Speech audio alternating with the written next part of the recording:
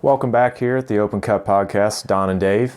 Yeah, it's Thursday, October 17th. It's been a few weeks since we last met. Let's go ahead and get into what we missed. So since our last discussion we've had last week was Fight Night Tampa. We had UFC 243 in Australia, and then Fight Night Copenhagen the week before that, which ended up being a pretty solid card. That was headlined by Jack Hermanson and Jared Cannoneer. This was the opportunity for Jared Cannoneer to validate what he just did against Anderson Silva, and actually since he's been in the middleweight division. And it was Jack Hermanson taking on a lower-ranked contender just to stay active, really.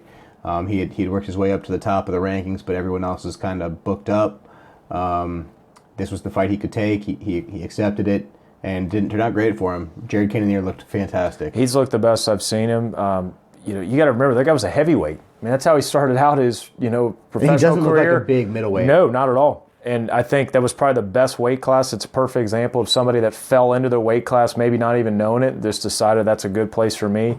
He really looked and outclassed Jack Hermanson. And Jack Hermanson was somebody that was on a tear, obviously, and somebody else that was a dangerous guy on the ground, on the feet, however you wanted it. He kind of overwhelmed Jack. I think he just went in there, bull rushed with a lot of the punches, and I mean, all it took was that one clean one. The guy's got a lot of power. Yeah, he does have a ton of power, and he finished them early in the second. I personally thought Jack Hermanson was going to be able to use his grappling skills to take away Jared Cannoneer's striking. He was not able to. I think, coming away from this, he did win the main event. But I think he's the biggest winner of the card. This puts him in a position, pretty much where Jack Hermanson was. Yeah, exactly. You're the new flavor of the middleweight division. The top of the division is either moving on or has gotten stale and has fought each other. Yep. You're the next guy up. I don't know that he's behind Paulo Costa, obviously. But I think after that, he's got to be the next contender. Well, and a lot of things are going to shake up because you got this Gastelum Till coming up that we don't know the outcome of that. Yoel is always in the mix, just coming off of Costa. Israel Costa is going to be the telltale of when that happens. We're going to see the shift in the division, where it's going to go, because it's either going to trade hands for a belt or it's going to be another proving moment for Israel to stop another guy that's coming up after he's already climbed the ranks ferociously for a year and a half. You got Souza that just moved over to light heavyweight. So there's a good mix there. But yeah, Jared's right there in line. And by no means, I think he's earned every minute to get a next shot after whoever falls or whoever wins. Mm-hmm. Yeah, I agree. I think he probably fights again before he gets a title shot, but he's going to fight. I don't know. I guess it really doesn't matter who he fights. If he wins that, he gets a title shot. A win's a win, and it's another notch on the belt. Yeah. So what about Jack Hermanson? He's coming off the loss now. He was the guy sitting and waiting, the new top contender after he just defeated Jacare in an incredibly impressive fashion. Now he's coming off the loss to Jared Cannoneer, who doesn't hurt his ranking at all, but who cares about the ranking? Yeah, ranking's tough in this division. Losing Souza and losing Weidman, school of thought for me is I thought, let's take kind of what happened with Cannoneer, similar to Silva. Maybe think of Uriah Hall would be a good fight for him on my card, just because Uriah Hall's on a 10-fight winning streak. He's had some tough losses of big guys like Costa, but he's also, beat up guys that he should also be winning against. So I think they're very similar calibers, two different style strikers. So you had a striker like Hermanson that follows on the ground a lot. You have a striker like Uriah Hall that we've talked about that has a ton of tools in his belt. I think that Hermanson needs to step back and fight a lower guy to prove that he should be up at those where his ranking is. Because I think fighting a guy right around the ranking right there, he might just keep chipping down. And most of those guys are locked up or have already moved out of their division. Top 7 up.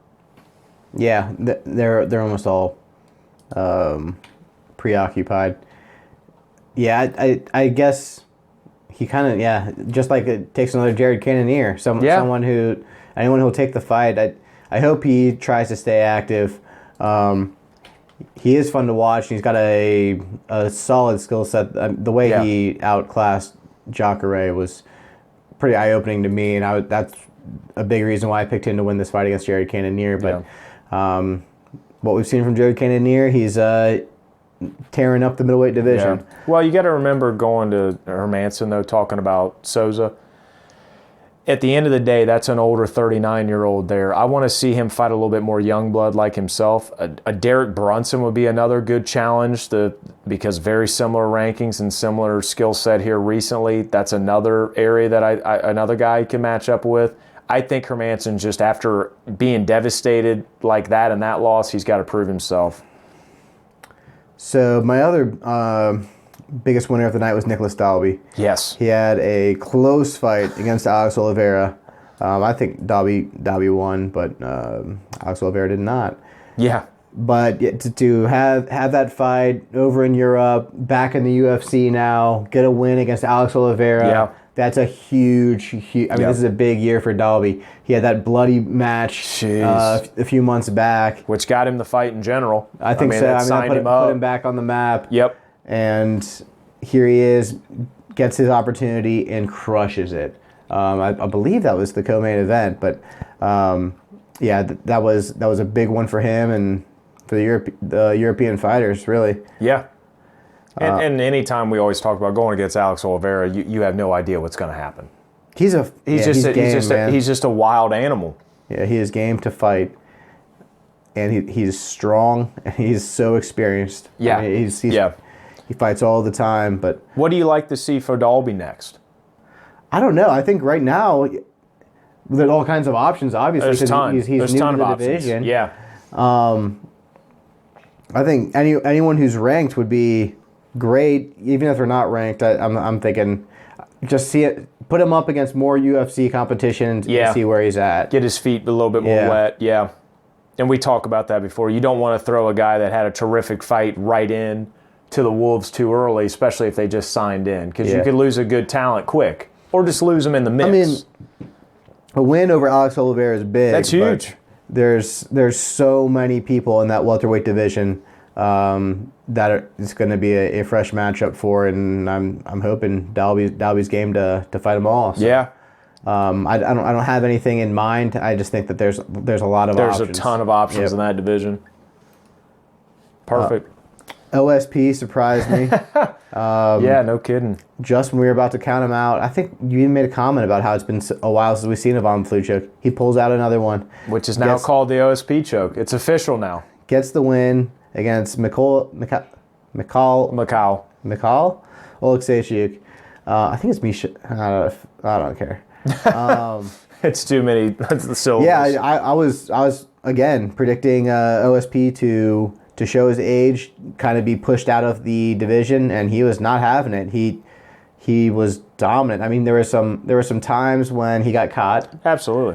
Which he's known to have happened. He never really looked that much in trouble, and he was pretty confident before he got the finish that he was going to get it pretty soon. Yeah. Oleksiejczuk tired himself out trying to finish him, and when he didn't, OSP found his choke. I think that took a big thing. I think he knew to bide his time because, like I've talked about before, he's burned his gas tank out early. I think he learned how to do that maybe to somebody else, and then that choke's second nature to him. He does that all the time. Yeah, it really looked like he was just waiting for him to tire out. Yep. Just get past the storm in the beginning, and then the fight's yours. And if that was his game plan, he worked it perfectly. Yeah. So shame on us counting him out. I'm really glad for him to do that. Where do you think he goes next? I don't know. He's fought everyone. Yeah, he's been around for a while. I was thinking he's on his way out. He's not ready. He's not ready to be on his way out. There's a bunch of people up near the 15 ranking. The thing is, though, is he could line up another fight. We get back on board. Where else he loses and he's still gone. This could have been a reviving fight for him basically, and then he goes right back to where he was at. So. Yeah, there's a ton of options for him for unranked guys. I named Jimmy Crute as one of them who just came off a loss. Mm-hmm. That's a guy that wants to get a win back, and OSP is a perfect guy to take a win from him. I like that fight. I love the styles of both of them. They want to stand and bang, but they'll also use whatever conditioning they have to get chokes, get submissions, wrestling in general. So I like that fight a lot. Yeah, I think that's a good opportunity for both of them. Another fight in light heavyweight division that surprised me was Ion Cutelaba and Khalil Roundtree. Cutelaba's a bad man. He looks so much smaller than Khalil Roundtree. It was almost, I'm not comical, but it's sizable difference. And he just laid the wood to him. I think that guy was jacked up, had a mission. I mean, that's one reason that I went for him. I watched the fights he's done before. I saw his attitude, and Khalil, he's done tremendous things. Going over to Phuket and doing the Thai fighting style, but sometimes just overall power and aggressiveness beats that. And those elbows from the top were fucking nasty. He was devastating. I mean, he was laying everything into him. I mean, again, another overwhelmed fight that night. It was like Khalil was calm, patient. And then when he got on top of him, Khalil was just like, I can't do anything. And once the bows started landing, it was over. I mean, he was almost out. Yeah, and that's tough loss for Khalil because that's 2 fights in a row that Khalil didn't really go out on his shield. He just got fucked up and was put away. He didn't really get the fight back in that fight. Very similar to the Johnny Walker fight before. Well, I mean, and the then fight he had the before Eric that was Honors. Yeah, no, so that's what I'm saying. That's 2 fights that he's had in a year where he's basically been turned upside down. Yeah, the Eric Honors fight was terrific, showing his new skill, but before, Johnny Walker in the clinch elbow, gone. Yeah, quick. Yeah, but both of them are first-round finishes, I believe. And this is, I think, an example of, I mean, he got scouted out. He looked like a one-trick pony. Might have been prepared for it. Yeah, if he caught the leg and put him on his ass, he was so dominant in the ground game that Khalil didn't have anything to do with him. So I don't know if he's going to try and change his strategy and not be so Muay Thai heavy. Yeah. Or if he's going to try and find different fights against people who aren't Russians or Sambo experts. OSP could be a good matchup for him. I think that's stepping high for him. It's no. Cutelaba. Oh yeah. I'm going a little bit back, double schools of thought on this because I put him down to fight Nika Krylov, but that's a ranked opponent. Khalil's never been ranked. Khalil's gone up and down, kind of like how Anders has gone up and down, but Anders is coming back, and we're going to talk about him later.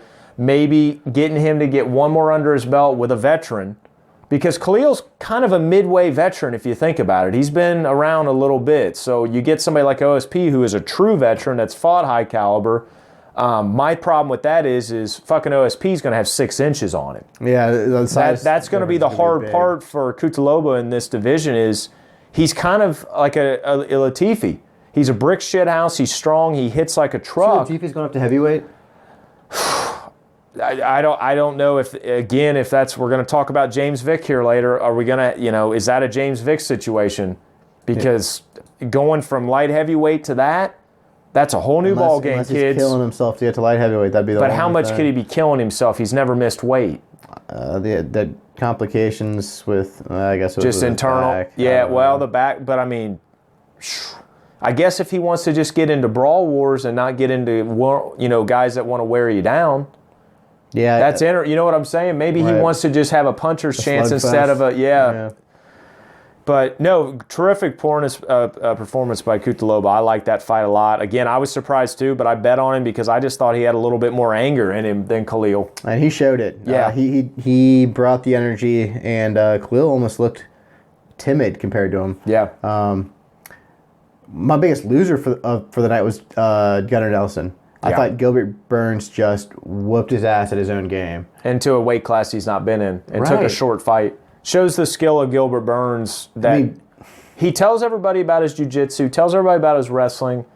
He backed it up that night against one of the toughest guys on any type of grappling, wrestling, jiu-jitsu, whatever you want to consider it. Gunnar Nelson's no joke.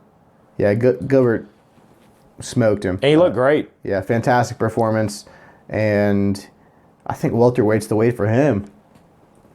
And he said also he'll jump into other weight classes. They'll let him. Gilbert wants to fight. Gilbert wants to make a name, whatever belt he can take a run at. And I think that's cool. That's awesome to have a guy that say, you want me to fight at lightweight? You want me to fight at welterweight? Yeah. You want me to fight at fucking featherweight? Let me know. I mean, look at what Anthony Pettis did. He did that for a long time. I'll go to any weight class. He's still doing it now.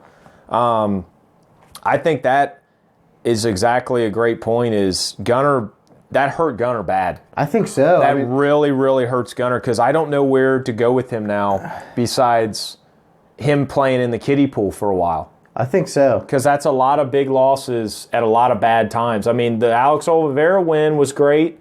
I mean, these are great guys he's losing to. Santiago, Ponzinibbio, Leon Edwards, Gilbert Burns, but he's losing them.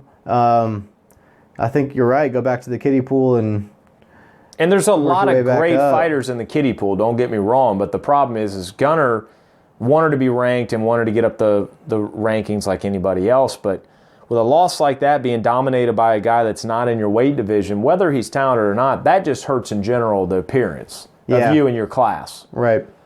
So, and then on the other hand, Gilbert Burns has kind of got his hands out saying, put whatever you want in them, because really, that just opened up a new door of everything. I'll fight both weight classes. Yeah, and I think he's similar to what we were talking about with Dhabi, where there's so many options for him, especially at this welterweight, and there's so many good welterweights that line him up, and it'll be fine. Yep. As long as we can keep him active, that's the goal. Yeah, that's all it is. Keep him fighting, man. So what I miss? What would you like from that card? Opening up Jack Shore, I was very impressed with him in the prelims. He had just some great stand-ups, some great leg kicks. He just really wore down Hernandez. I liked, again, I always talk about it, he opened up the card with good skills and a good win out the gate. Mark DeCasey, man, the bone crusher, that dude is still just disgusting on the feet. He's so fast. He's quick. I love Lando Venata. He pieced up Lando from the hips down. And DeCasey had a rough start to the UFC. Very rough start. With a lot of praise. Everyone was looking forward to seeing what he had at the highest league, if that's how you want to put it. But since his rough start, he's starting to catch on. Well, yeah, he had that tough loss on the New England card, the same card that Till got knocked out, and then you have him fighting somebody. That's just regular England. Yeah, it's regular England. Thanks. But Lando's very similar. Lando got thrown to the wolves too. He fought Tony Ferguson out the gate and won his career, and then he just signed a 4-fight contract with the UFC. So, I mean, this was a lot on the line. Lando, he's had 2 draws in his career in the UFC. He had the Bobby Green draw, and he's got another draw I'll have to look up. That's a big win for DeCasey because now DeCasey can maybe get a little bit of steam, but I thought that was just a terrific fight to show the speed of DeCasey that he's had before. That overall card, I mean, Cannoneer ending the night with that knockout, Gilbert running over Gunnar and flowing on him, OSP coming out with, his signature choke. A lot of just fun wins. Kutaloba, like we said, running over. There was a lot of good wins in that. And it's going to line up a lot of these guys with some good fights later. And my takeaway from there is a lot of seasoned fighters that night that needed a win, and a lot of guys that are up-and-comers that benefited pretty well from the wins. Yeah, and I thought there'd be more up-and-comers winning than the seasoned guys. Yep. But it was about 50-50. Yeah. They made their point. Yep. So that was the Copenhagen card. Yeah. Overall, good card. Yeah, it was another afternoon card. But that was good. Cards. Actually, yeah. I love those. See it, B-dubs, too bad. Be home by 4. And then the weekend following that, it was an afternoon card for them, Sunday afternoon. Yep. UFC 243 from Melbourne, Australia. Whittaker Adesanya. Prove me wrong again. Israel Adesanya is for real. Yeah. I've been holding back. I really thought Robert Whittaker was the pinnacle of the middleweight division right now. I was wrong. Israel Adesanya was so much better than him in that fight. I thought Robert came out not playing his game. Yeah. He looked like he was really pushing the issue. Yeah. He wanted to land a big one. Just finish it. He left himself open, and Israel Adesanya said thank you and lit him up. It was served on a platter. I mean, I watched him in open workouts. He looked in shape. He looked thick. He didn't look tired. I mean, he looked physically great. Robert from all the time off. Israel, is a lighter middleweight. The thing about that you have to remember is going in with a guy like Robert that has done crazy things in that division and maybe not been the flashiest or maybe a guy that's always sticks out, you're going up against a kickboxer from Glory. These guys are used to brutal nonstop, fast punching and kicking rounds that you have to figure out the shots to take instead of just taking that big shot. Israel is not a guy you're going to take out in the first, second, or even third round. You're going to have to find that opening in the fourth or fifth in UFC. I think Robert going in and wanting to finish it early, the tank is there for Israel, the tank's there for Robert, so that's not a problem.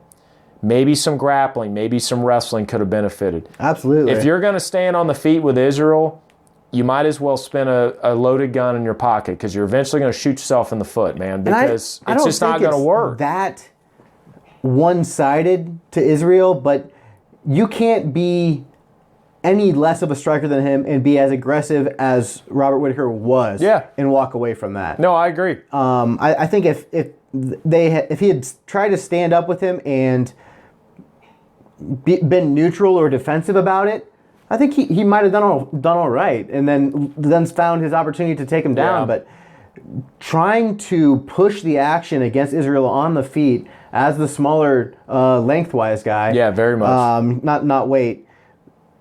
It wasn't going to work. No. And it really surprised me the way he came out and pursued after him the way he did. Yeah. And it's a shame to see it because, I mean, Robert's always been very patient. And, you know, it might have just been an off night to where there was a lot of pressure in the home country. You got Israel that came out that was like Conor-like almost back in the day. Super relaxed, super flowy. I mean, his entrance dance into it with all of his buddies. I mean, that was a hell of a show to begin with. Oh, it was. I mean, he basically told the UFC, I wanted to do this my last fight. You said no, I'm doing it now. And it was just Israel's night. But again, I'm with you. Israel's the real deal. A year and a half, I remember watching the Wilkinson fight on a prelim with him.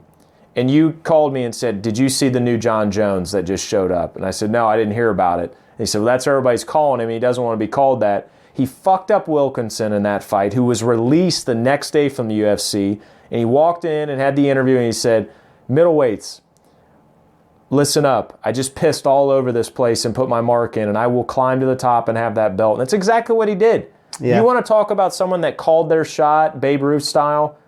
Israel Adesanya just did that in the middleweight division in a year and a half. Progression through the middleweight division has been perfect. It's not been too slow. It's not been too fast. No. It's been perfect. Every fight's been a step up in competition. It's been a step up in competition. Legends. And he's taken everyone in stride.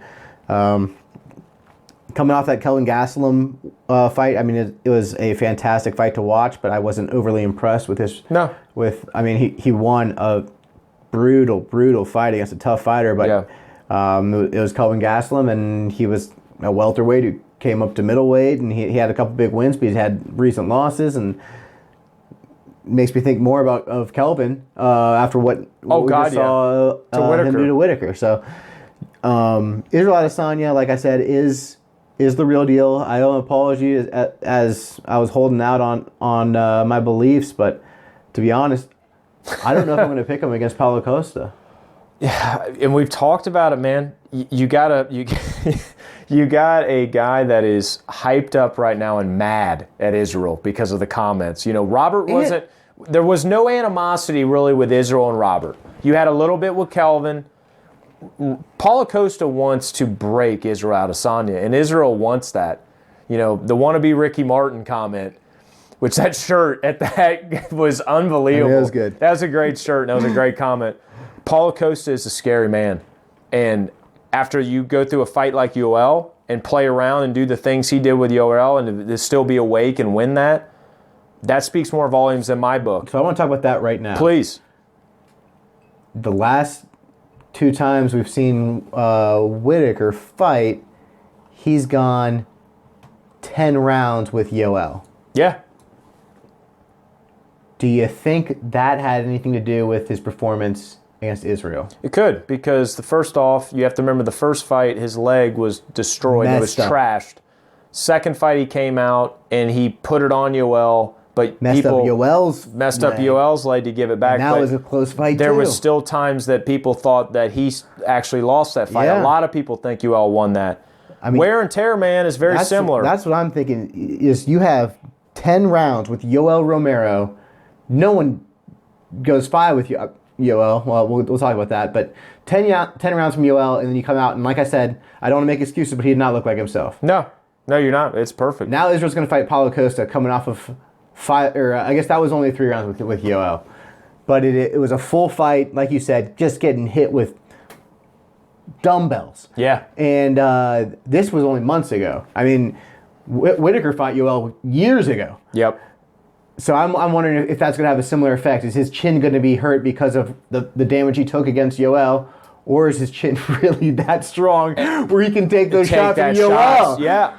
I mean, and Paulo could be in the same boat that we've talked about before, is this guy's maybe taken a lot of damage but be able to make it through, and then it comes to a point that his chin cracks, but right now I don't believe so. He hasn't, I mean, that was the fight where he took damage. Paulo is in the prime of the prime right now.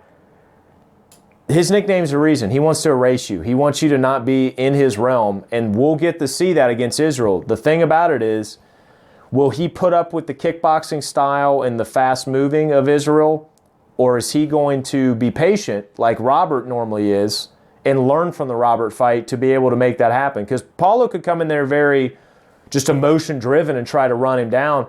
Israel might be able to pick him apart. Yeah, and you take patience. Like, he took a lot of patience during Yoel. And Yoel normally lulls you and takes time. Yoel threw all that out the window and said, let's rock'em sock'em robots in the middle until somebody's head pops up.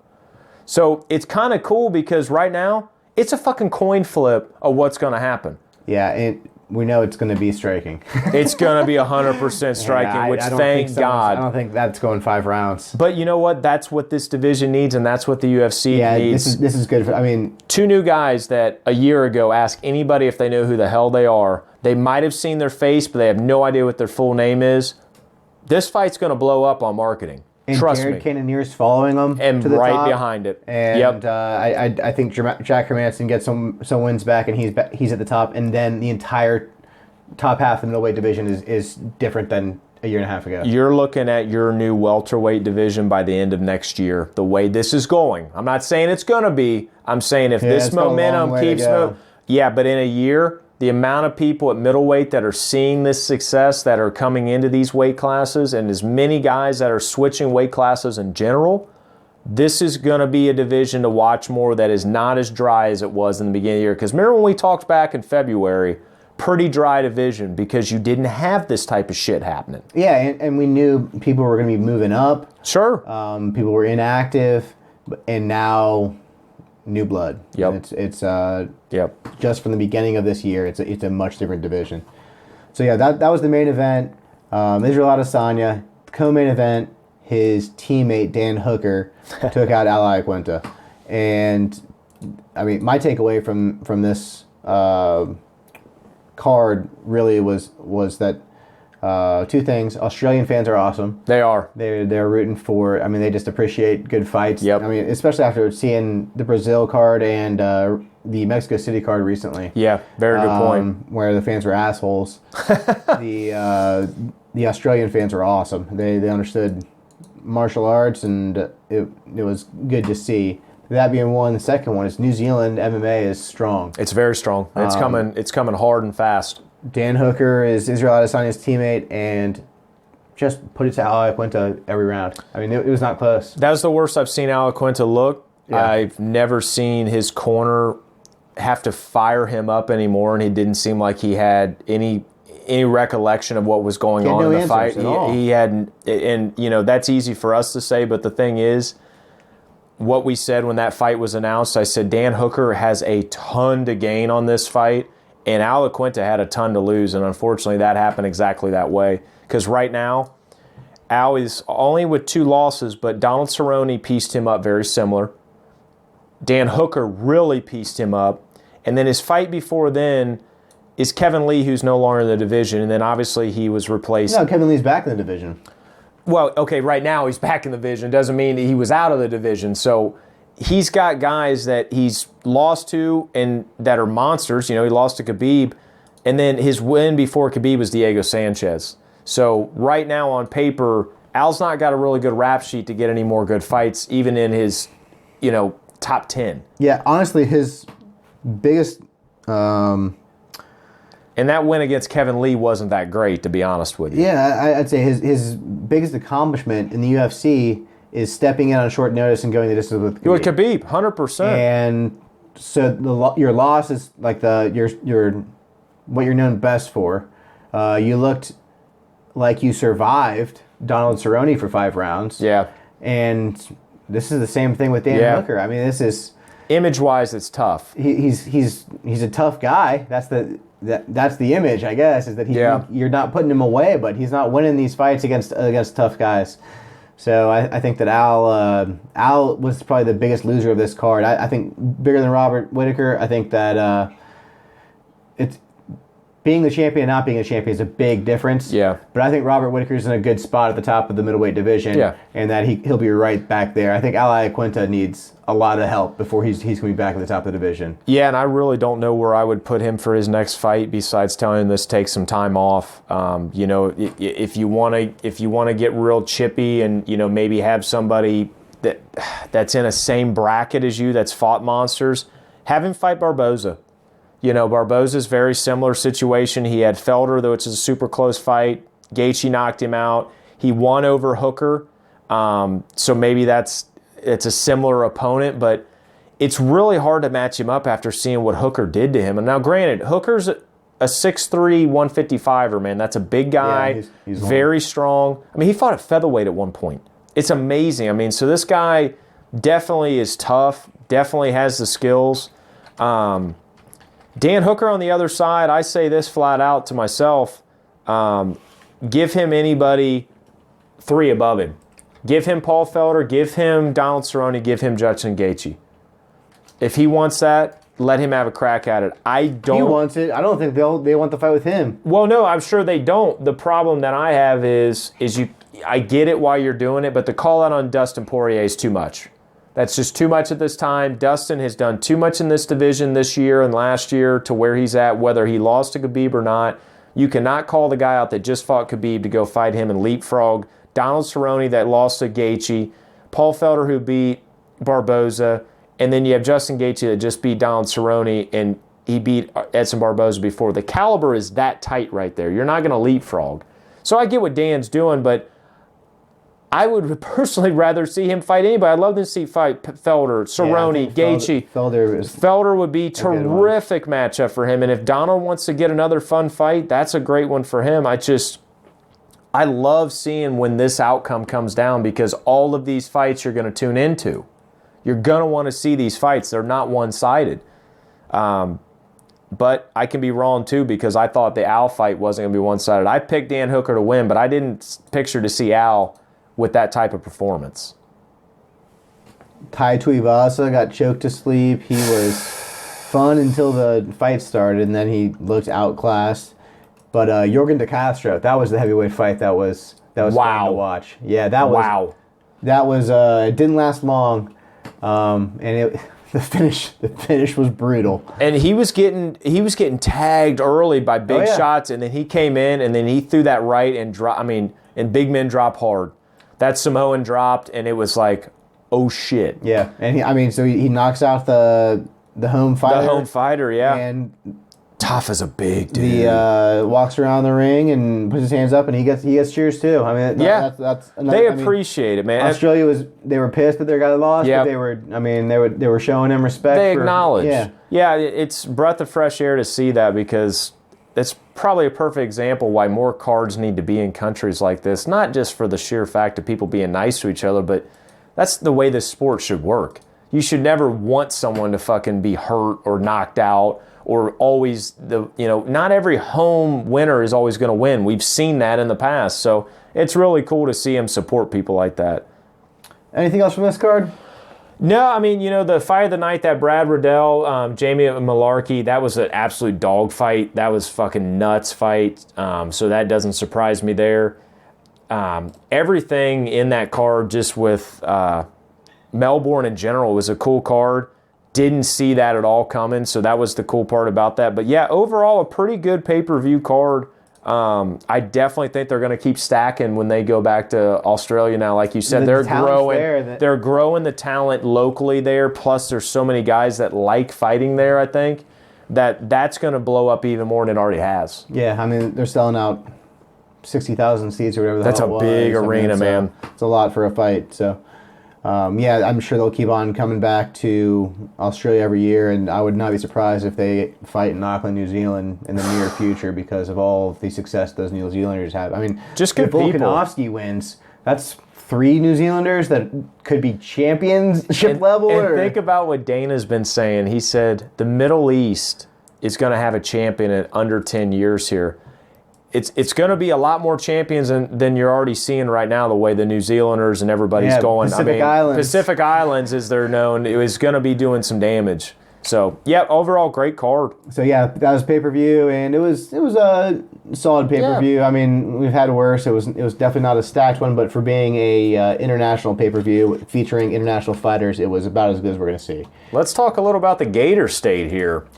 UFC Tampa this past weekend. Joanna and Michelle Watterson. Joanna's return to the strawweight division. Michelle Watterson, after not getting her chance at the title fight that Chang took, this was the fight to get to the title shot. I mean, that's what it was billed at, and Joanna took that step and beat up Michelle Watterson pretty good. I mean, she was pretty dominant in this fight. There's only so much that I think Watterson could do with her skill set. From what I've seen in the past and what she's normally doing, she's obviously tough as nails to stick through 5 rounds of taking that abuse. I mean, the amount of leg kicks that was an absolute kickboxing clinic. She was throwing double switch kicks back and forth, beating the inside legs up, outside legs, calf kicks. It looked like old Joanna. I've watched a lot of her kickboxing. You know, she sacrificed her fucking foot that night to put that girl away. She broke her foot at the end of the 2nd round, beginning of the 3rd. You could visibly see it. It swelled up. It turned different colors. It looked like it was dead. And she fought through it with no problem. And the thing is, too, is she pieced her up on the hands, too.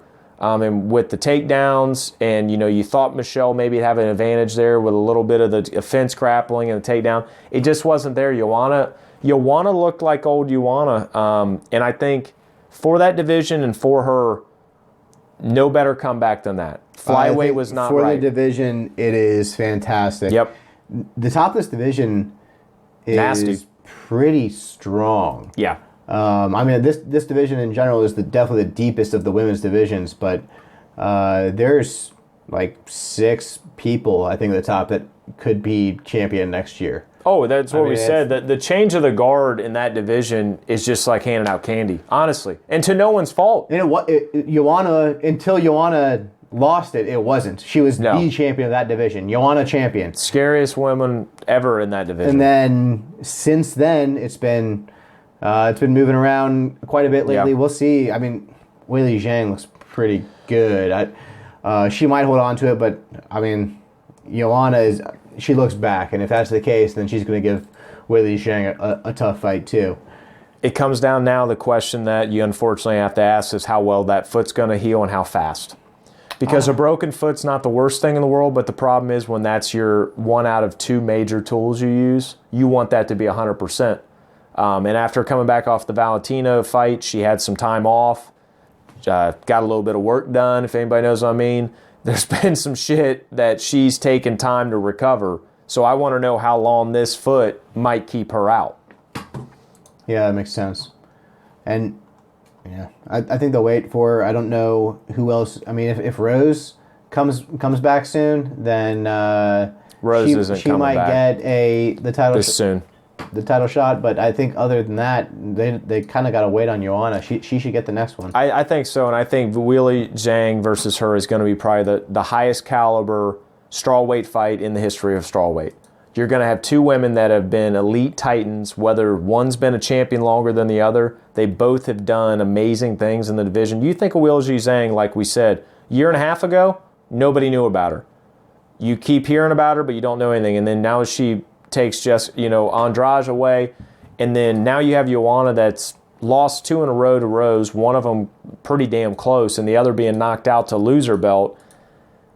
I think if that fight happens, that's going to be a legendary fight for the strawweight division to basically show that division is just insane, the amount of things that can happen there. She wants to do a stadium show in Poland.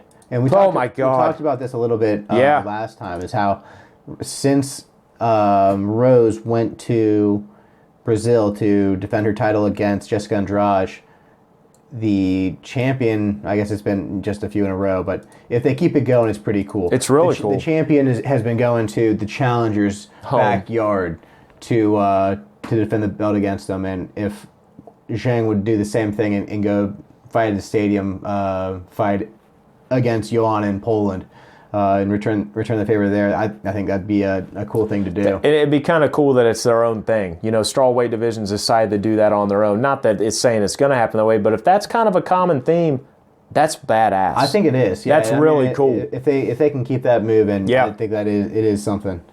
Before we move on from this fight, I just want to, like, what the hell was the deal with all the reports that Joanna was not going to make weight and then she made weight? Do you think she was just trying to fuck with her head and try and get an advantage at 120 and say, oh, well, this fight can only happen if you do it at 120, otherwise you're going to have to fight another fight. You're already this committed. It was just, she called her bluff? I thought about it, and my thing is either she got scared up front and said, I'm really behind on weight, I don't know if I'm going to be able to make this, and it may sacrifice me winning this if I go in so depleted. 2, she's going in with the poker bluff, and Michelle called it.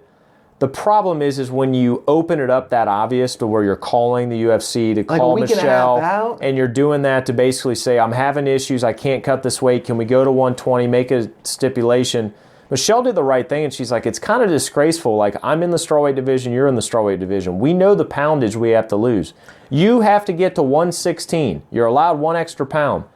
If you fucking aren't even close to that and you've been training, then you don't need to be in this division anymore. Right, and I think even adding to that is the fact that it was kind of designated before this fight that the winner is going to get the next championship fight. And the championship fights are at 115, not 116, 115, and there's no budge in it. No. So for this to be designated as the next contender fight, it doesn't make any sense. Can't do that. I mean, if it's a random fight and fighters are game and like, I want to fight you anyways. But under the stipulations that were kind of put on this match, it doesn't make any sense for her to accept that at 120. If it was at 2 days before and she's up there dying like in her video from a couple fights ago when she was fighting Rose trying to make that cut, I could get it. A week and a half out, that's a pretty big amount of time. Just don't eat for 3 days and you might be able to figure out if you can drop a little bit of that. Yeah, I thought that was... It was Bush League, but it wasn't talked about enough, which I'm glad because it might have tainted that fight and that card. But yeah, I really don't like the way that went about because everybody knows how it works. All right. So that was the main event. Yep. Like we said, it was in jeopardy of not taking place, but thank God everyone made weight. That saved it. Let's talk about your buddy here. Who's that? Mr. Cub Swanson, that surprised us all. Surprise you? Well, I mean, you know, you look at his record, you look at the guys he's fought. Kron Gracie even said it. He goes, yeah, he's got that many losses. What was it, 3, 4? But he's only fought got 4 losses. He goes, they're all great guys. Yeah, he lost to Shane Burgos, Renato Moicano, Frankie Edgar, Brian Ortega. I mean, Shane Burgos had the best fight of his life against Cub Swanson. He did. And then the rest of those guys are like top 2, 3, 4 guys. Yeah, it's all elite fighters. Yeah, Cub's a tough guy, and he can still go to war. I mean, this was 3 long rounds of fighting. You know who else can go to war is Kron Gracie's gut. Yeah, dude, he's got no quit in him. He is a tough. That fire tough breathing dude. apparently helps out your diaphragm and your abs, man. But yeah, Cub, I mean, you could tell by the middle of the 3rd round, he's like, what else can I fucking hit this guy with to put him away? Yeah, Kron Gracie can take a take a punch, yeah. Which is a great fight in general, and I think that helps Kron's stock even more, even though it's his first loss. Yeah, so he suffers his first loss. Again, this is a huge step up in competition compared to where he's been fighting. Cub Swanson, though he's not ranked right now, is, like we said, his last 4 fights have been against like 4 of the top 6 people in the division. Yeah. So that we're still talking about. Yeah. So Cub's got some more in him. He's 35, but I mean after that fight, I'd see him fight again. I mean, I'd sign him up against Duho Choi again after his comeback, as that fight was nasty. And Duho Choi just signed up with a fight coming back here for that. It's going to be his return from military service. So. Yep, very similar to Korean Zombie. I kind of thought he'd be fun against my boy Andre Fili. Keep it touchy. Oh, yeah. They both like to throw the hands. Yeah, I think they're both tatted out. And they're both tatted out. They both love to, volume punching for sure. And Andre, a win like that gets him into the rankings possibly. And Cub, it's a big win for either of them. And could get back in the rankings. Yeah, so I think that's a great matchup. Don't ever listen to what I always talk about, that you have 3 losses or more, you're out of the UFC. Cub Swanson proved that night. He had 4 losses, and no matter what the caliber of, he came back and showed I can still win. Well, James Vick just got his 4th loss. You think he's out of the UFC? Let's talk about that. Let's talk about this. I want to talk about this fight in general.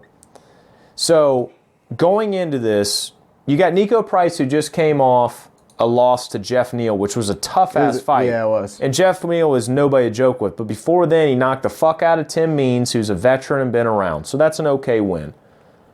You got James Vick, who has been getting decleated here recently in the lightweight division. Yeah, he was on some run. I mean, he is 13-4 now, and he's got 4 consecutive losses. Is that right? Yeah. So, he might be 13-5 now. I'm not sure, but either way, he was in a good spot on a big win streak, and his last 4 fights have been losses, and he only has 4 or 5 losses on his career right now. I'm thinking, something's got to change for him, or he's done. Well, the problem that I see with this is, so we talked about the Justin Gaethje fight. That was a big proving point to show that maybe he doesn't have a chin and maybe he's not at that caliber yet.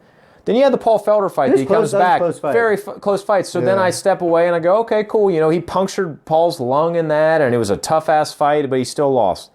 Then you have Dan Hooker, who just won, that made Alaquinta look like nobody, and Alaquinta is a huge jump against up above James Vick. Put him away. And then you have Nico that knocks him out with an up kick in the jaw. Yeah, that was and you awesome heard that knockout. clanking. And Nico Price is wild, crazy, all that, but he is nowhere near the caliber of some of the guys James Vick has fought. It's really tough to say I just moved to a new weight class that hits harder, is bigger, and is faster sometimes. Where do you go from here? Do you go back down to lightweight Kevin Lee style and hopefully get a matchup? Because right now, the UFC is like, well, if you want people to watch you get knocked out, that's about the only reason. You want me to line you up with someone that just hits like a Mack truck and can get the knockout of the year? And because he's not getting a fight of a night because he's not making it through the first fucking round. The other dude might get the performance of the night. He's had 3 in the first round knockouts in a year. He's been knocked out almost cold 3 times in almost a year completion, including a war with Paul Felder. It's tough, man, and I don't want to say they needs to be cut. It's tough to say, should you be doing this anymore? He should be doing something differently, that's for sure. I mean, so yeah. He's fighting at lightweight. What is he, like 6'4"? He's 6'3". So like Dan Hooker. And he was cutting 150. He's exactly Dan Hooker's size. Okay. A little bit. I just feel like he feels like he's way bigger than Dan Hooker. He does. But he doesn't use it to his advantage. And that's, I mean, if you're going to be that thin, because you're cutting that much weight at that height to get to lightweight, use your distance. You're doing it because you have the height. You got to use it. Otherwise, it's pointless. I think the speed is the other issue. Going up to welterweight, we both said it as soon as we heard he was going up to welterweight. You're getting knocked out at lightweight. These dudes at welterweight are not hitting softer than the guys at lightweight. Yeah. You're losing your height advantage. The guys are hitting harder. Unless you have a different strategy now, which he didn't. I mean, he got the top position on him before that sequence, but you took an up kick to knock you out. Well, and regardless, it's an awesome knockout. A lot of guys have been knocked out with up kicks. Tony Ferguson did it and tough. But the thing about it is your last win was Francisco Trinaldo back in 2018. It was a decision win. Whether win or loss, it's whatever. It's a win. But it shows the caliber jump that they threw him into. You went into Justin Gaethje, who's a new guy.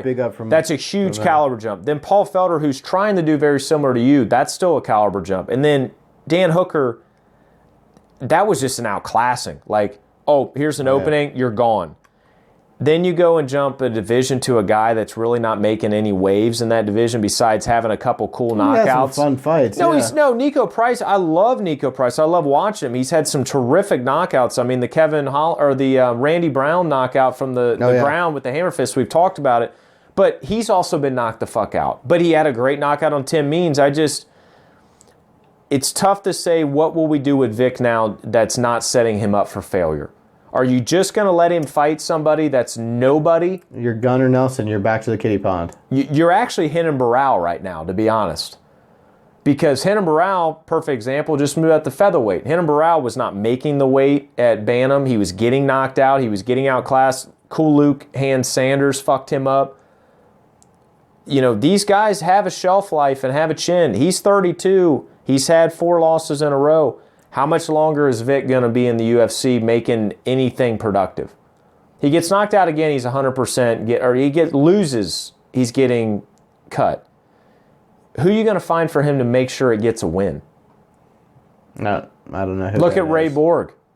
Ray Borg was similar style. Ray Borg wasn't getting knocked out, but they were setting fights up for him. You don't want to be setting fights up for a guy that you thought was going to do well in the division.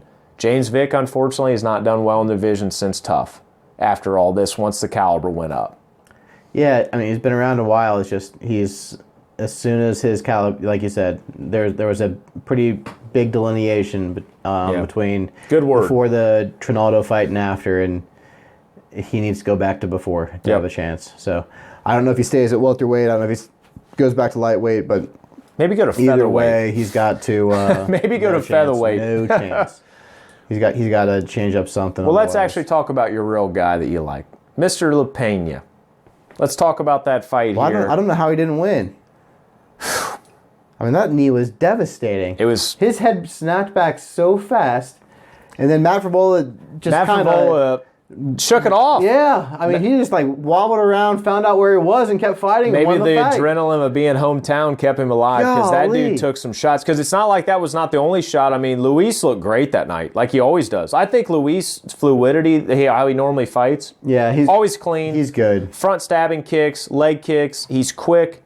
You know, I think the worst choice he ever made is trying to go down the featherweight. I think he realized you can't do that. He's staying at lightweight. He's perfect for that division. I'm amazed he lost it. Yeah, I didn't think he would. I don't know if the hometown helped. Matt, trust me, had his moments, the takedowns and some of the ground and pound that he had, but that knee should have been outlandishly a sign that now this is. But he didn't get the finish. No, that's all it takes. Yeah, you left it up to the judges. It's subjective. I mean, he definitely had. I mean, that was the biggest hit of the night, but. It takes more than one shot to win a fight, and I'll tell you an example. It takes more than one shot to win a fight. It's the fucking Mike Davis Thomas Gifford fight. I've never seen a fight go on that long for a guy that's that tough, that is in and out of consciousness and just looks a bloody mess. And everybody said it. They're like, that could have been called in the middle of the second round. So I didn't see this fight. Okay. I'd like to, I mean, the way you're describing it, I mean, he wasn't going in and out of consciousness, but Khalil's last fight against Eric Anders, was it similar to that? That's what pops into my head. No, and when I say that is, there were some shots that would normally put people away, and Thomas Gifford showed absolute heart of a lion. He's an absolute warrior, but I think he cost himself that night because his coaching, himself, anything, you don't want to give up, but sometimes your coaching says, hey, we got to wrap this up tonight. I've talked about it.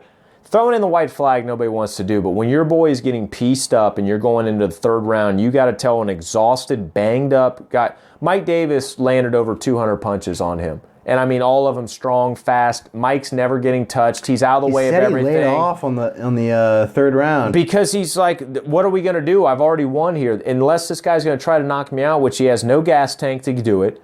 His face is all fucking busted up. And then he gets put away bad at the end. He felt bad for it. And Mike Davis, after that fight, said, I'm going to fucking featherweight. So I kind of feel bad for Thomas because he took a ton of damage. And we've talked about it before, like with the Robbie Lawler and Ryan, with McDonald.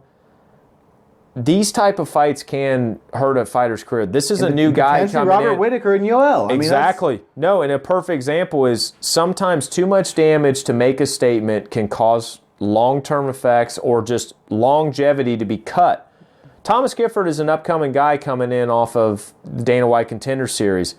He looked really good. He did not look good that night, and he looked very much outclassed, and at that point, taking that many shots to the dome in a night is not going to help your UFC career, man. Not that you take a dive, your coaches need to throw the flag, but I almost felt that sometimes the referee needed to step in a little bit earlier and take a look. I'm excited for Mike Davis because him going to featherweight, the way he fought that night, I think he could have some good lineups. Julio Ars, who's a new young up-and-comer coming in the featherweight, I like him. Very fast, very well managed by his team. I think he would be a great for Mike Davis to fight. So that was a fight that I just kind of had me uneasy. I didn't like seeing somebody just get butcher shopped all night. Yeah. Let's see what else we got. Mackenzie Dern had her first loss to Amanda Ribas. A little bit surprising, I guess. Maybe not in hindsight, but she is coming back like 4 months after having a kid. Yeah. So you're in a fight 4 months after having a kid. I can't imagine you're going to perform. She made to your weight. peak. She looked good. She looked very fast She was very and aggressive. confident. She said she felt fantastic. Yeah. So. Amanda Ribas just looked good. Amanda Ribas kept the distance, landed hands, landed the legs. The takedowns, she definitely showed that she had just as good a jiu-jitsu and ground game as Dern did. And, you know, it's her first loss. You know, it's going to happen eventually, unless you're John Jones. But at the same time, Ribas is kind of a new fun flavor to have in that division. Somebody else I love to see get a win, and it took him a while, but Marlon Vera, baby. I'm telling you, I'm staying on him into 2020, early 21. That man will have the belt. It's a shame we didn't get to see him fight Shane O'Malley, but I think it's going to help his career not fighting Shane O'Malley because if I think, like he said, they wait around trying to match that up just because it's a good, marketable fight, he's losing time to fight good fights. Oh yeah, he can't wait around for it. It's a shame that Andre Ewell is no joke, and Andre Ewell put some pans on Marlon. But the thing about Marlon is his tank, and I use the word violence with him. When I watch him fight, he is so violent. He is all fucking legs. He throws a ton of kicks that are to the body. They're all power. And then when he gets on top of you, he's looking to split you open. He's looking to put you away. I want to see Marlon fight somebody ranked, and I think I have a great matchup of somebody that needs to fight somebody to keep his rankings, Thomas Almeida. Because when Thomas Almeida got into the bantamweight division, he was very similar. He was violent, fast. Cody Garbrandt was kind of the guy that took his soul and kind of pushed him downhill for a while. Marlon fights him. It's a Dan Hooker, Al Quinta situation. You win, you leapfrog and take my ranking. Thomas, unfortunately, you fall out of rankings. You're not cut, nothing else, but Thomas hasn't fought in a while, so he's going to need a fight if he's healthy. And Vera sure as fuck wants to take a fight because he wants to climb that ladder. He wants to be champion. He said it, and I'll tell you what, I love the heart of that dude. Yeah, that's. I think it is a good matchup. Anything else from the Tampa card before we wrap up our review? I'll tell you a kid that you're going to want to watch out for is that Miguel Beza. I watched him. Hector Aldana needed a win that night. Hector Aldana, unfortunately, is going to be released. The leg kicks that he landed to the lower calf were so vicious. It's the new tool in the UFC that I cannot believe people have not been using, and everybody's been talking about that. Calf kicks are getting big. Calf kicks are getting big. They've always talked about why weren't we doing this before. That kid, keep an eye on him because he fucked up a guy that should have some pretty good lineage in that division. He's had some wins. He's had some losses. He needed a win that night. He made sure that didn't happen. TKO by leg kick, I'll watch anybody do that. I don't know, man. The TKO by leg kick that Jared Cannoneer had on Anderson Silva was pretty weak. It's pretty weak, but look what happened to Jared Cannoneer. He came back and showed a completely different part of his game. Oh, no, it's impressive for him. It's a weak way to go out on Anderson Silva. It is. Before we get into the upcoming cards, I did want to get your take on a couple things. Sure. So, Demetrius Johnson won the Flyweight Grand Prix tournament, so he didn't go into one as the champion, but he has now earned it. How wild. I mean, he's so damn good. He's He's definitely the best flyweight ever. He's the greatest flyweight that will ever be. And that's the fight I want to see. That's the fight that I want to see Henry Cejudo fight the most. I want to see him fight DJ again because he deserved an automatic rematch or an immediate rematch. He was traded away, never got his chance, but everyone knows he's the flyweight 100%. king. Still is. Not only is he the GOAT, but he is still the king. This is where the cross-promotional needs to become an actual thing that we've seen what Bellator's done with Rising is let's make it to where you have these bigger fights that are going to bring more money, but bring more people to watch them. And just in general, let's prove who's the fucking best. It's like boxing. You won the IFBB here, and you won this belt here, and this promotion. ABC. Whatever the fuck it is. Let's all bring them together. At the end of the day, it's just fighting. It's just who wants to pay you the most. That's all it comes down to. Yeah, so we both predicted that he would do, and he indeed went on to win that tournament. Good for him, and I think there's only great things for him in the future. I don't know if he sticks around with one for the rest of his career. I'm sure he's. I think they're taking very good care of him. He likes being over there. Obviously, he's not in his home country, but at the same time, if you're getting paid, you're winning belts, and you're having a great time doing it with a good fat check, I'd probably hang around too.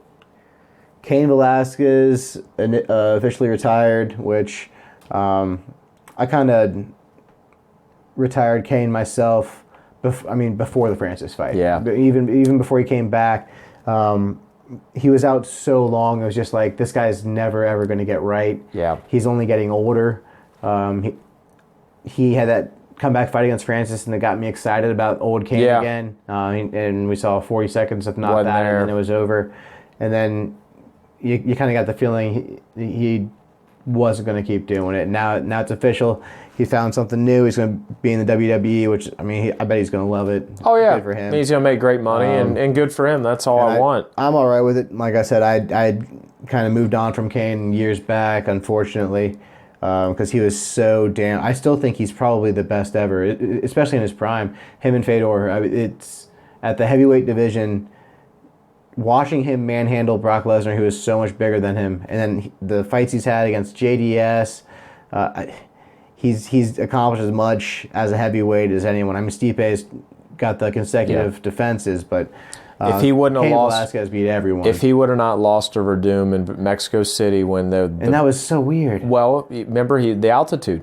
Even though he's a Mexican fighter, he wasn't used to that altitude. The Brazilian Verdum was, and it just got to a tiring. Been there weeks earlier. If he would have won that fight, I think there's no doubt, because you look at his record, hands down, everything that he's had. But Stipe had very similar. Look, Stipe lost to Stefan Struve. Okay, everyone loses. Everybody loses. It's all what you do with it. And trust me, Cain. And this was a completely different UFC at that time when Cain was in there. You had guys that were the heavyweight division was the name of UFC. Everybody that you're looking at fighting was light heavyweight and heavyweights. Those are the big names. No, Anderson Silva and George St. Pierre were in it. Okay, they're middleweights. But as far as guys that are going in and making these baddest man on the planet statements, Cain Velasquez showed up to that every fucking time. Yeah, and he wasn't an intimidating looking dude. He was, face wise, yes, but his body, he was not as big as most of these guys. He was just better. And done with him, but we'll probably see him manhandle some dudes in WWE. Santiago Ponzinibbio dropped out of his fight with Robbie Lawler, which sucks. That's probably the second worst news to happen this year. God, because so this is 2 fights this year that Robbie's had dropped from his schedule because the opponent was injured. The other one was Tyron Woodley back probably early summer. But Santiago Ponzinibbio hasn't fought anyone lately. I was so excited to see him fight. He's been talking about how he can't get fights, and they give him Robbie Lawler, and he can't make it to the fight, which, I was looking forward to that one. That's well, you heard who put their hand out to say... Mike Perry wants in, but I think everyone wants in. Well, Mike Perry said a long time ago, he said, everybody wants to see me beat up Robbie Lawler. That was a while ago. And that was the best, because you know what? You know what he said the other day? He goes, Robbie Lawler always says, I'll sign up anywhere. I'll take any fight. I don't turn down a fight. And Mike knows that. And Mike doesn't want to turn down a fight. I haven't heard anything since he put his name out there. I wouldn't hate that. If that happens, I kind of actually love that because this is like do or die for Robbie Lawler. It is. And Mike Perry can lose to Robbie Lawler and keep going. Oh, 100%. I mean, it's not going to hurt his career. His stock is just coming through the ceiling right now, win or loss, the way he fights. Right. And his attitude going into the fight and everything about it. And so this is an opportunity for him to, I mean, you come up and you beat Robbie Lawler and you're huge. Yep. Or you lose to Robbie Lawler and it's okay. And it's okay and because you keep fighting. You got a legendary fighter and everybody likes Mike Perry. He's a likable guy. He's funny. He's got a good heart about him, but he's also an animal in the cage. He's got a face tat. He's, this guy's got everything, but he had his nose split into a million pieces versus the Vicente Luque fight, which was an unbelievable fight, and it did nothing but help him. He lost, and he's getting help. More people are going to want to see that. It's not always about rankings, it's not about records, it's about what fights make sense a lot of times. All right, and the welterweight division is like and that's a perfect example. You can put Mike Perry against someone, and it's going to be good. People will watch it.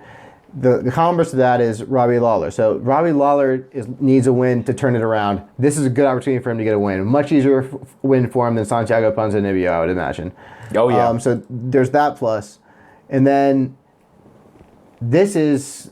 You lose to Santiago Ponzinibbio, all right. So you've lost to like these studs. If you want to keep fighting, you can, but you're probably not fighting ranked guys. You lose to Mike Perry in this situation, it's like... You go to Bellator. You're probably done. You go to Bellator. Yeah, you're probably done here. I don't think you go there because then Rory's going to get his revenge. No, he's not even going to come close to fighting Rory. Even though they do those type of fights, he'd go over. Well, I have to take that back. Rampage Fedor. Think about that. Yeah, why wouldn't they do Rory? No, that's Robbie? what I'm saying. I'm taking back what I said. Rampage Fedor fought in the same promotion over there in Pride, and then now they're coming back here in their fucking latest of their careers ever. If they bring him over to Bellator and they say, all right, God forbid Rory loses his belt this year. Let's run it back 3 times. This night someone loses their soul or their life. Yeah. Could you imagine that fight? I know. That would be insane. The shit that would happen in the build up to that, because they'd have all the promos. Dude, you'd have hours of promo footage. McDonald's nose collapsing, going white. Just red face. Fucking you got Robbie with a lip missing, and then just all the other build up to it all. I mean, that would be, I kind of want Robbie to lose. I kind of want Robbie to lose so that can happen. Yeah, that would be fantastic. But now, all jokes aside, I mean, I love Robbie Lawler, always the fighting that he does and just the way that he says, I'll take anybody, anytime. I hope they make that fight happen. I hope they make that fight happen. I think only good things come out of it. And it does. The best thing that could come out of it is Robbie Lawler goes to Bellator. Yes. I really think that regardless of fight like him and Perry, because like when I saw Colby Covington lined up with him, I wasn't super excited about it. I saw kind of the way it was going to go, but I also had in the back of my head that maybe we'll see the old brawler. Yeah. We'll see the old brawler Lawler. He'll come in there and do something crazy, and he might fucking knock out, Covington, but it just didn't happen. You can go both ways with this. You can say he's lost 4 of his last 5 fights, and the fight he won was against Alan Cerrone, who was coming up from lightweight. Yep. That's terrible. Yep. Or you can say he lost to the champion who went on to become a very dominant champion at the weight class in Tyron Woodley, beat Cowboy Cerrone, lost to RDA by decision in a 5-round fight, and RDA is a former champion. Yep. Lost to Ben Askren controversially after he may have knocked him out and then did not tap out. And definitely did not tap out, but maybe didn't go out. And then you lose to Colby Covington. In a 5-round fight. Yeah, you got worked by Colby Covington, but just the same as Tyron Woodley was the champion. Colby Covington is working everyone. Oh, yeah. Yeah, it's the same pattern. You can say, you can come back from this and say, this isn't that bad, you're losing to, these aren't bad losses, or you can say, these are all losses and it's not that good of a win. You're exactly right. I think this fight decides it. If they do give a Mike Perry, you win this, you're all right. You lose this, there is something to it. Yep. And the last thing I wanted to hear what you had to say is the California State Athletic Commission is looking at implementing a rule to disqualify fighters who weigh, when they step into the ring, 15% more than the weigh-in limit. Yep.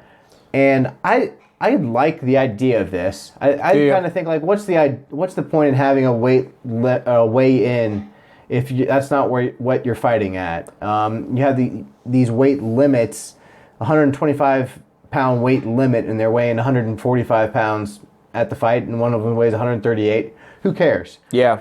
I wouldn't have a problem with them saying you got to weigh in at the fight at a certain weight. Yeah, the problem... Which I guess is what they're doing. Well, it's like what One does, with their hydration tests and everything else. It's saving guys. They're moving up basically a weight class. They're being hydrated. They're not fighting really at a cutting weight. I think that 15% wouldn't affect most fighters. It would affect some, but... But you get... Okay, perfect example. Back when Conor fought Aldo and he cut all that weight and he looked like a skeleton and then he had 21 meals and put on like 21 pounds for the next day to get on a fight. That's not really advantaging him that much against Aldo because in that weight class, it's about speed, power, everything else. When it comes to weight classes of weight like what Mackenzie Dern did against ABC, her fight before, when she missed weight, had 7 pounds on the girl, and then probably continued to add weight, so she came in probably 10 pounds heavier than another girl. That's what you're going to have here. You have people after the hydration, they come back in and their body may just take on food and water more than someone else. It's really going to come on to a person-to-person basis. TJ Dillashaw is a perfect example. TJ Dillashaw took a shit the day of his weigh-in at 125, which normally doesn't happen because your body doesn't have anything. Then when he rehydrated, he walked in there at 131. He didn't put on that much more weight after a guy that depleted himself. Everybody's body's different. So yes, could it be an advantage for some people? Here's the other part. This is part of how the fighting is. Beat somebody at their own game. They got more weight to them, beat them to the punch. Wear somebody down. Somebody's got more weight on you, make them carry it around more. Nobody can distinguish a rule by people's body type. I can shed 10 pounds by stop eating certain stuff different than somebody else. You can't put a rule in like that. You can't. I really don't think so because I think saying that, I eat as much as that person, but I gain 15% more back than that person. That's not fair. No, everybody's body is different. What's fair is that you have a weight limit. No, I know that. And a safe one. Yeah, but the problem is they did that with Paulo Costa, and Paulo Costa didn't have a scary cut. He goes, I can just drop a lot of weight, and I can cut a lot of water, and I replenish it. There are people who cut way more than 15%. There's a couple fighters who, they run... But Aspen Ladd's a perfect example. That girl, they shouldn't have allowed her to fight. She was on a scale, vibrating, and when people touched her, she screamed, and she weighed a pound under what she owed because she didn't want to overweigh. I guess my point is, why do we have a weight limit the day before the fight and not at the fight? Wouldn't it make sense to have a weight limit at the fight? I don't care what you weigh. You know why? Because so many fights wouldn't happen. If you set that rule in, so many people would fuck up and not be able to balance it because it's so new that they wouldn't be able to make that weight right at the day of the weigh-in. I think we would lose monster fights because people have never done that discipline. I think there was 2 or 3 fighters that would have failed on this last card, but that's the only reason I would say that. In place. I honestly don't think it would affect most fighters. I think 15%. Well, I would hope not. Like the very top end of what most fighters do. I just think that as far as like people like Dana, Shelby, the commission, and everything, they say, okay, Billy weighed in the day perfect, but then we're going to weigh him in again for the day of the fight, and maybe something happened overnight or something went wrong. It could cost a really big fight card. Would you want John Jones 5 minutes before they're supposed to have him fight, say John Jones fucked up and has too much 15% over the weight? You wouldn't want to see that. That loses a lot of money. Why would he do that? I'm not saying his weight. I understand that, but it's a probability that is another wrench that can be thrown into these fights. I wouldn't think so. I think you have to work really, really hard to put on 15% of your weight in a day, and I think that it... You don't think Tai Tuivasa, after cutting weight, doesn't throw on 30 pounds and just eats his ass out because he doesn't care because he's already a fat ass anyway? 30 pounds. 30 pounds is less than 15% of the weight. I know that there's other guys that deplete themselves that when they eat, they're going to have to put back 20% because they depleted so bad. Douglas Lima from 20% is huge. It is. Douglas Lima, who's a welterweight, it looks like a skeleton when he weighs in. And when you see Douglas Lima in normal body form, he is ginormous. He looks like a fucking middleweight. That guy might have to do that just to rehydrate and get his body back to normal. That's my only point. I'm not arguing with you. I'm just saying I think it's not fair to tell somebody they can't do that because it might be the only way that they fucking make it to the fight. Yeah, I know that you're not agreeing with what I'm saying is, but I think there's some guys that deplete themselves so bad that they have to gain that much weight back, because if they only gain, let's say, 12% back, their body's going to fucking eat it up, and they might put the weight on, but they're going to have nothing in the tank. Yeah, I understand. But that's like saying that someone who weighs 185 pounds would have nothing in the tank if they fight at 135 pounds. You just don't do that. That's true. That's true. There's a weight limit for a reason. That's the tough part for me, is because is it going to happen very often? No.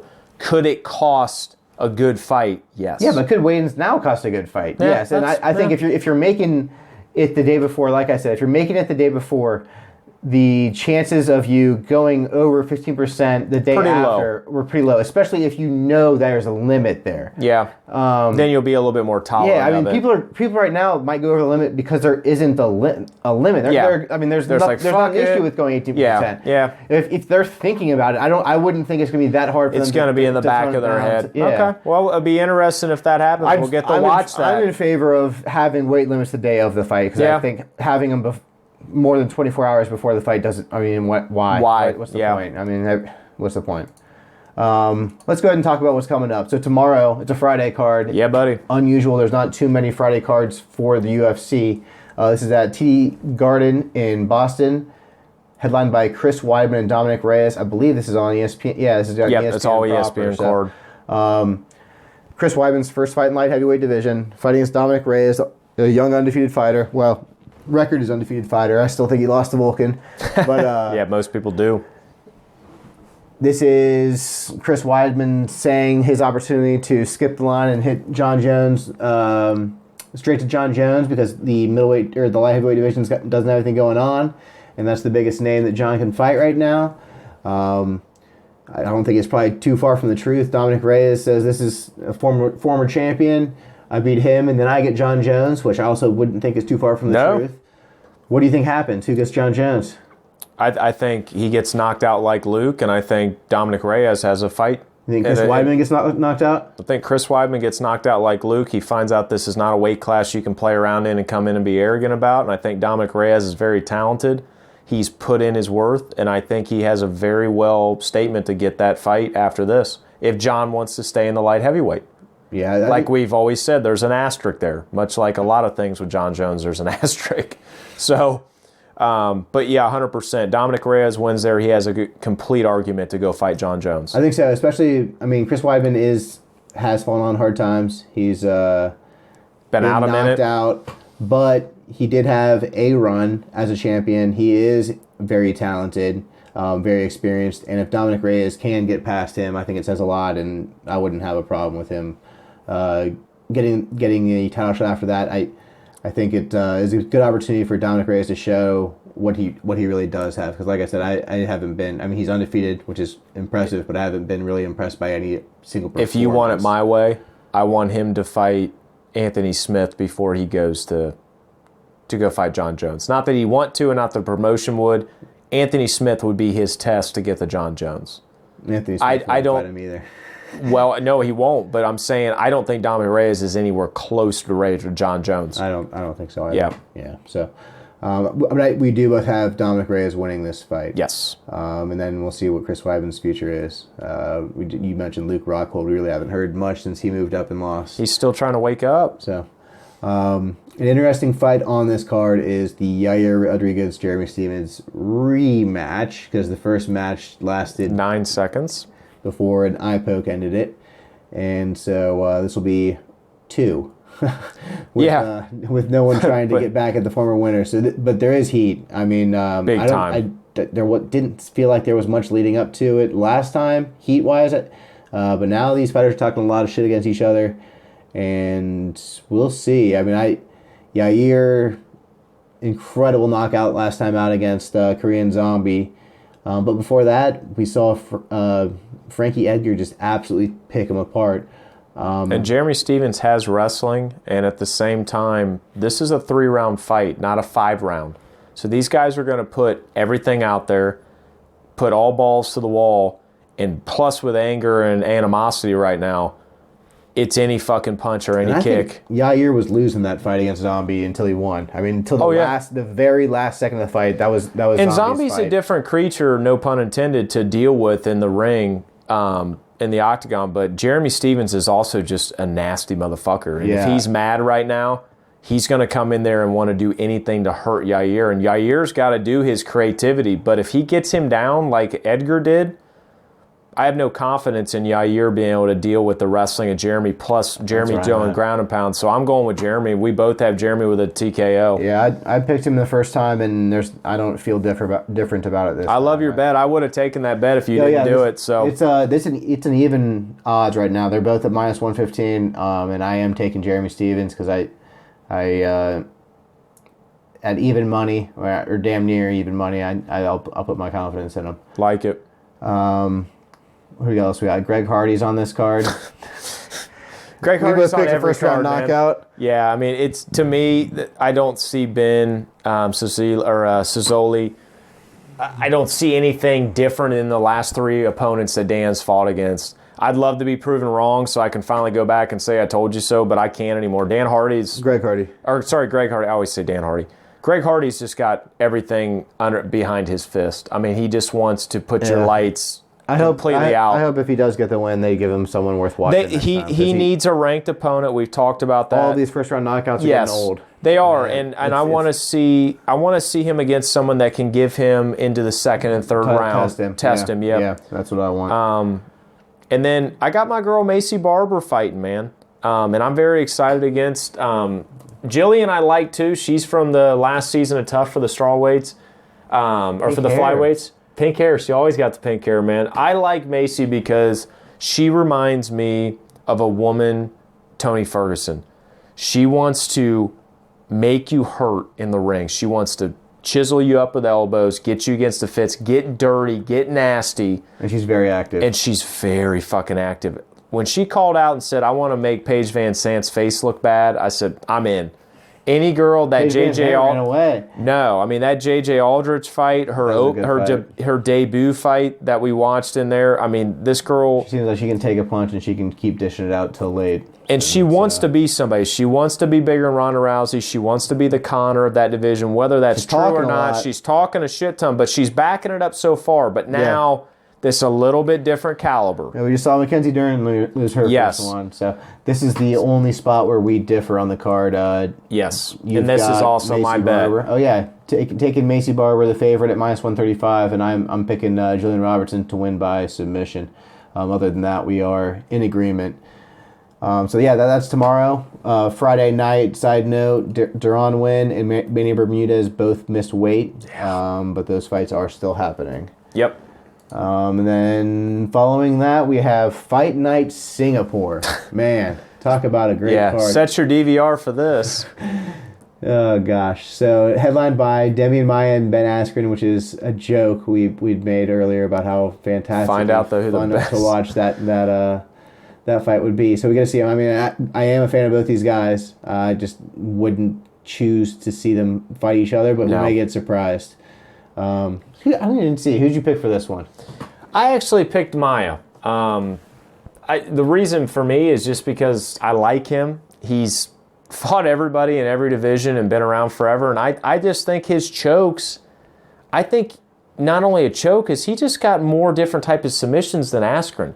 Askren might just be more of a guy that's a head and neck or bulldog or just anything wrestling related. I think Damian might have a little bit different flavor. So I picked him to actually get a sub a little early. Yeah, I really struggled picking this one. Yeah, it's tough. I honestly wrote down Demian Maia like 3 times. And then Ben Askren 3 times. Ben Askren looks, he's a small favorite at minus 140. I'm thinking he's going to win by decision. I've seen all of Maia's losses be by decision because he's not been active enough. Yeah, he's just gotten touched. Yeah, Ben Askren is going to be a little bit more willing to grapple with him. I would say a lot more willing to grapple with him than most of the guys he's fought recently. But I could also see Demian not doing enough work or not appearing to do enough work. And that's why I picked Ben to win by decision. You got 2 very veteran, old school guys, but also not age is not on their side here either. So, and this might be Damian Maia's last fight too.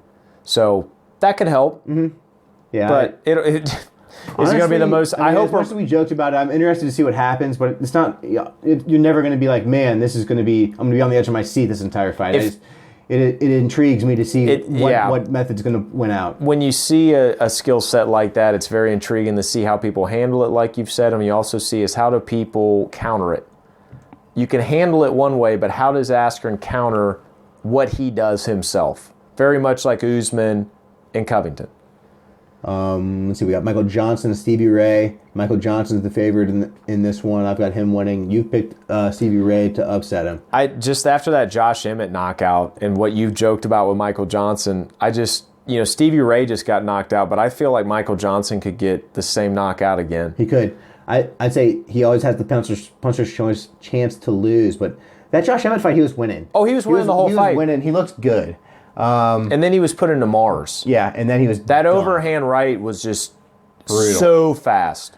And so yeah, that is definitely something that could happen. That is within the realm of possibilities. Yep. And I mean that's you never know. I hesitated picking Michael Johnson because of that. I mean I've seen him get finished so many times, but I've also seen him look good when he wasn't getting finished. So that I think that is why I took him on this one at least. And then the other fight we're picking from this Singapore card is Maurice Greene, the now ranked heavyweight from... Who would have thought from when we talked about him and when we first started podcasts, we're like, this guy's out of shape. He's not looking good. He's smoking cigs, drinking 72 beers a week. This guy ain't going to make it in the UFC. And he lost. We were so wrong. We've been wrong on a lot of shit, but that is one that flat ass I'm flabbergasted about. But besides... You and me with the bet with Askren and fucking Masvidal, that is probably the number one biggest shocker to me that's happened. Yeah. And good for him. Yeah, honestly, you know what? Good for him. That's exactly what you need. And again, another guy that gets to be put into the heavyweight division that does some volume. Right. And he's active as shit. In the heavyweight division. He's fought 3 times this year, correct? Let's see. I don't have. Or this will be his third? I'm not. Yeah, this will be his third, I think. Yeah, I mean that's very active as a heavyweight. The final for the tough season, and that was a little bit over a year ago now. So this will be his third fight. But third in a year for a heavyweight, and a heavyweight that's doing damage. Tough. Yeah, and tough where he lost. Yeah. So nice. Yeah, I had my what we call a bold prediction. I think this will be the least watched card all year, and that's compared to the Weili Zhang Jessica Andrade card that was at 3 a.m. in the morning. I'd love to find out. Well, it's 6 a.m. Or 6 a.m., but yeah. But this is an afternoon, I think. I'm not sure. I was thinking it was an afternoon, but it would be in Singapore. It might be like 2 p.m. earlier. Yeah. But yeah, it's like we said, not the most exciting card, but we do have some good ones coming up. So we do. We'll get back to you after this, and then we'll preview those. A little bit more to talk about. Sounds good.